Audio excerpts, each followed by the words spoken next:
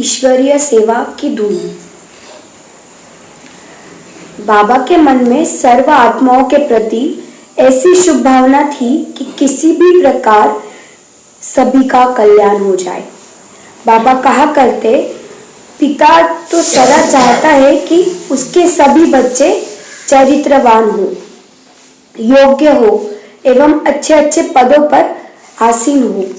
इस प्रकार बाबा की भी सदा यही इच्छा रहती कि सभी मनुष्य आत्माएं, जिनमें कई ज्ञानवान तथा बहुत से ज्ञान रहित थे, किसी तरह और किसी प्रकार भी पवित्र बन देवी देवता पद प्राप्त करें। अतः बाबा का रात दिन ऐसी योजनाओं पर विचार चलता कि सारी सृष्टि में बसे मनुष्यों को परमपिता शिव के अवतरण की खुशखबरी कैसे मिले।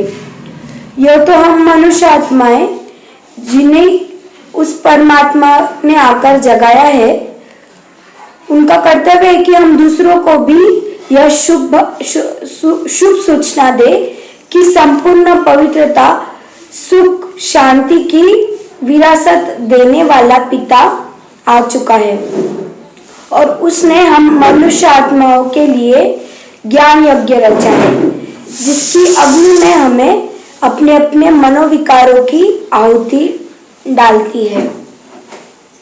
सभी को इस यज्ञ में पधारने का निमंत्रण। बाबा कहते कि जब पिता कोई यज्ञ रचता है अथवा कोई शुभ उत्सव मनवाता है तो वह अपने सभी बच्चों को निमंत्रण देता है ताकि वे भी उस उत्साह में सम्मिलित हो, वरना अंत में उलाहना देंगे कि हमारे पिता ने यह उत्सव किया और हमें बुलाया भी नहीं, तभी उसकी सूचना भी नहीं दी। अतः अब सारी सृष्टि की मनुष्य आत्माएं, जो कि पारलौकिक शिव बाबा की और मुझ अलौकिक पिता ब्रह्मा की संतान है, तो हम दोनों पिताओं का अलौकिक कर्तव्य है कि सभी आत्माओं को यह शुभ संदेश दे कि अब ज्ञान यज्ञ रचा है और परम पिता ज्ञानामृत बांट रहे हैं। अतः सभी आए हैं और अपने परम पिता से अपना वारस हक ले, इनहेरिटेंस ले। कापारी खुशी। सभी मनुष्य आत्माओं को ईश्वरीय संदेश देने का उत्साह बाबा में सदा इतना बना रहता कि उनके संपर्क में आने से हर एक को इस सेवा कार्य में लगन लग जाती। पुनश्च शिव बाबा के अवतरण एवं मिलन की खुशी भी बाबा को सदा इतनी पराकाष्ठा की रहती कि बाबा के मन में, वचन में एवं कर्म में इस खुशी का इतना प्रभाव होता कि अशांत आत्मा भी बाबा की समीपता से अपार खुशी महसूस करती। बहुत बार बाबा यज्ञवत्सों से पूछा भी करते, बच्चे खुशी का पारा तो चढ़ा हुआ है ना? देखो, हमें त्रिकालीनाथ, त्रिकालदर्शी, त्रिमूर्ति, सर्वशक्तिवान शिव बाबा मिले हैं और वह हमें निरंतर 2500 वर्ष के लिए स्वर्गिक राज्य भाग्य का अधिकारी बना रहे हैं। अतः हमें एड़ी से चोटी तक खुशी का पारा चढ़ा रहना चाहिए अथवा हमें कापारी खुशी होनी चाहिए। वत्सो, हमें सतयुग में दैवी राज्य भाग्य पाकर भी ऐसी खुशी न होगी जो कि अभी शिव बाबा के मिलन से है। देखो तो भक्ति मार्ग में जिसे जन्म जन्मांतर ढूंढा, जिसके लिए इतने व्रत, तप, उपवास, हठक्रिया इत्यादि की, परंतु जो फिर भी नहीं मिला, अब कैसे अनायास ही उसने हमें अपना परिचय दिया है, हमें अपनाया है और अपना कर हमें सहज रीति ही अपना संपूर्ण दिव्य विरासत दे रहा है। बच्चे, यदि सोचा जाए तो यह कोई कम बात नहीं है। कई बार सहज मिली वस्तु का मनुष्य के मन में उतना मूल्य नहीं होता जितना कि होना चाहिए। अतः इस अद्भुत गुप्त खजाने को सहज ही पाकर कहीं ऐसी गफलत न करना। तो हमारा कितना बड़ा भाग्य कि हमें खुद भगवान मिल गया है और हमने नहीं उसे ढूंढा है, उसने हमें ढूंढा है। कितनी नशे की बात है कि उसने हमें ढूंढा है, तो उसी नशे में रहना है और कोई गफलत नहीं करनी है, पुरुषार्थ अच्छी रीति करना है, तभी हमें सतयुग की बादशाही मिल सकेगी। जन जन को ईश्वरीय संदेश। अब बाबा की प्रेरणा अनुसार बड़े पैमाने पर ईश्वरीय संदेश दिया जाने लगा। सेवा केंद्रों पर आने वाले जिज्ञासुओं को ईश्वरीय ज्ञान तथा सहज राजयोग की शिक्षा दी ही जाती थी, परंतु उसके अतिरिक्त अब जहाँ किसी संबंधित विषय पर कोई सार्वजनिक सभा होती, वहां भी निमंत्रण मिलने पर भाषण में शिव बाबा का परिचय तथा संदेश दिया जाता था तथा ईश्वरीय निमंत्रण भी काफी संख्या में बांटे जाते थे। बाबा ने निर्देश दिया कि राजनीतिक तथा धार्मिक नेताओं को विश्व शांति के विषय में एक पत्र लिखा जाए।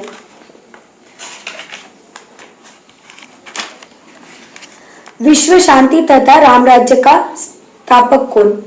बाबा ने यह निर्देश दिया कि राजनीतिक तथा धार्मिक नेताओं को जो पत्र भेजा जाए उसमें उन्हें लिखा जाए कि आप चिंता मत करो, विश्व में शांति तथा श्रेष्ठाचारी तो स्थापन होनी ही है, परंतु आप यह जो कोशिश कर रहे हैं कि एटम और हाइड्रोजन बॉम्ब बनवाए जाए अथवा विश्व युद्ध हो ही ना, यह तो आप विश्व के आदि मध्य अंत के ज्ञान को न जानने के कारण व्यर्थ ही चिंता कर रहे हैं। विश्व में शांति के लिए आणविक अस्त्रों द्वारा विश्व युद्ध का होना जरूरी है, क्योंकि उस द्वारा ही भ्रष्टाचारी संप्रदाय, जिन्हें गीता में आसुरी संपदा वाले लोग कहा गया है, का विनाश होना, और यह विनाश सतयुग अर्थात संपूर्ण पवित्रता, सुख शांति संपन्न राम राज्य की पुनः स्थापना के लिए जरूरी है। अतः यह तो गुप्त रूप में वरदान है, क्योंकि कल्पांत में जो महाविनाश नामक ईश्वरीय कर्तव्य होता है, जिसके फलस्वरूप सभी आत्माएं इस देह और लोक से मुक्त होकर ब्रह्मलोक जाती है, यह महाविनाश तो वही है।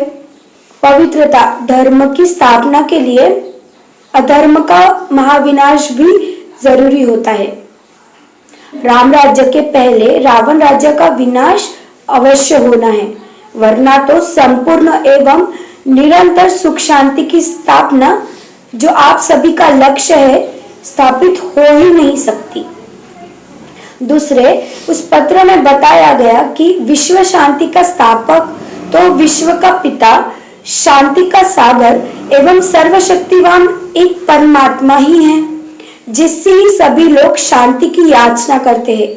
मनुष्य तो स्वयं भी किसी न किसी कारण से अशांत रहते अथवा अशांत हो जाते हैं। वे भला सारे विश्व में शांति कैसे स्थापन कर सकते हैं?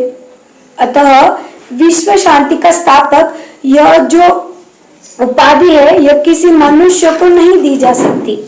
उसमें यह भी लिखा गया है कि शांति की जननी तो पवित्रता ही है। पवित्रता के बिना सच्चा सुख या सच्ची शांति असंभव है। बाबा के आदेशानुसार उसमें यह भी लिखा गया था कि राम राज्य की स्थापना भी परमपिता परमात्मा शिव, जो राम का ही ईश्वर रामेश्वर है, वही कर सकता है।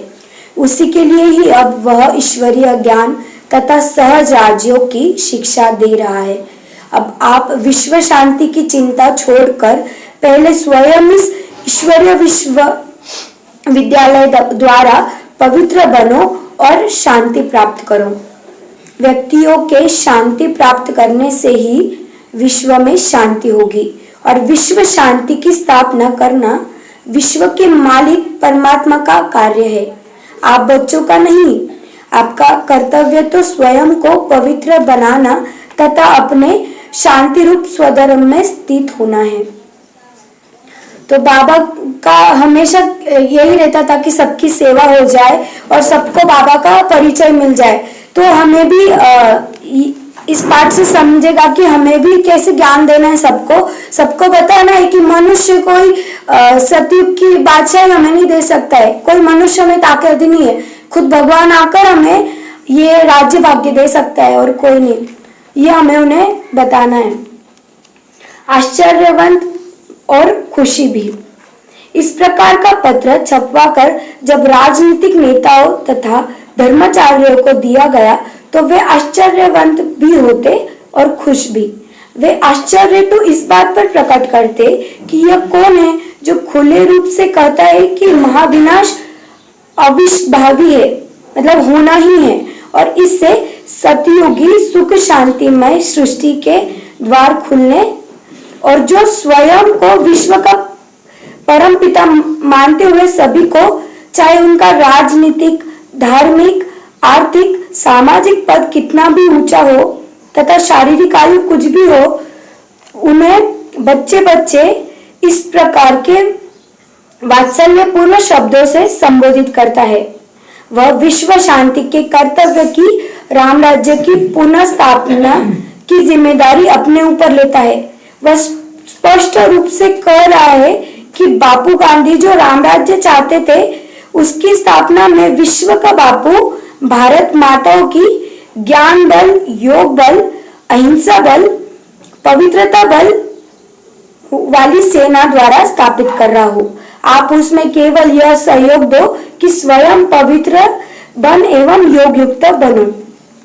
तो वो जो जिन्हें भी राजनीतिक नेताओं को ज्ञान देते, वो भी आश्चर्यवत हो जाते कि कौन है ये जो खुले इससे बोल रहा है कि शांति स्थापन होनी, और वो भी खुद भगवान ही करने वाले और कोई मनुष्य नहीं करने वाला। तो वो खुश भी होते और आश्चर्यचकित भी होते, क्योंकि कभी उन्होंने ऐसा सुना ही नहीं है कि विश्व की स्थापना होने वाली और वो खुद भगवान आकर करने वाला है। उन्हें खुशी इस बात की होती कि माताएं बहनें भारत को श्रेष्ठाचारी बनाने का यह पुनीत कार्य कर रही है, और वे वर्तमान राज्य को रावण अथवा कौरव राज्य बताते हुए भविष्य घोषणा कर रही है कि अब शीघ्र ही इसका अंत होने वाला है। परंतु देह अभिमान के कारण, परमात्मा की पहचान न होने के कारण तथा संसार के धंधों से अवकाश न होने के कारण वे समय निकालकर इस बात को समझने की कोशिश न करते कि इतनी अधिकारपूर्ण भाषा में यह कौन है जो सभी को बच्चे बच्चे कहता हुआ यह कार्य कर रहा है। तो हमें बहुत खुशी होनी चाहिए कि बाबा ने हमें पहचान लिया और हम ये ज्ञान ले रहे हैं और पुरुषार्थ कर रहे हैं, और हमें भी ये सभी को ज्ञान देना है।